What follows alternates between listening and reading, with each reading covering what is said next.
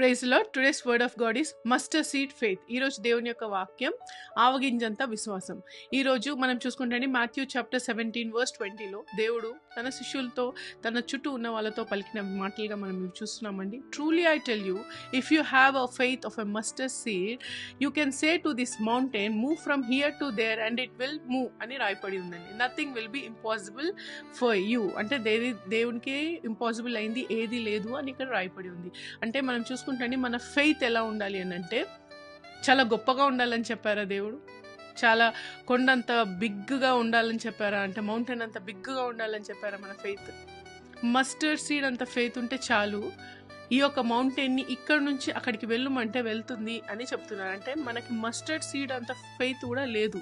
అంటే ఆవగింజంత విశ్వాసం కూడా హ్యూమన్ బీయింగ్స్కి మనకు ఉండదు అని మనము తెలుసుకోవాలండి ఈ వాక్యం ద్వారా. దేవుడు ఏం బాధపడుతున్నారు ఈ వాక్యం ద్వారా మనము తెలుసుకోగలగాలి. అంటే మనలో అసలు నమ్మకమే చచ్చిపోతుంది.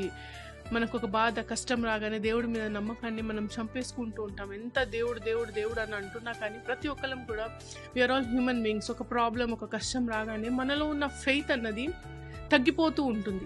కాబట్టి శిష్యులు దేవుడిని అడిగారు, దేవా మా ఒక ఫెయిత్ని ఇంక్రీజ్ చేయండి, help us to increase our faith O Lord అని అడుగుతారు. అంటే దీనికి మీనింగ్ ఏంటంటే ప్రతి ఒక్కరం కూడా మనకు ఒక బాధ కష్టం రాగానే మనలో ఉన్న ఫెయిత్ లెవెల్స్ తగ్గిపోతూ ఉంటాయి. కాబట్టి భయపడుతూ ఉంటాం, బాధపడుతుంటాం. వెన్ ఫియర్ ఎంటర్స్ కదండి, అవర్ ఫెయిత్ విల్ డై. కాబట్టి దయచేసి ఎటువంటి పరిస్థితుల్లో కూడా భయపడకండి.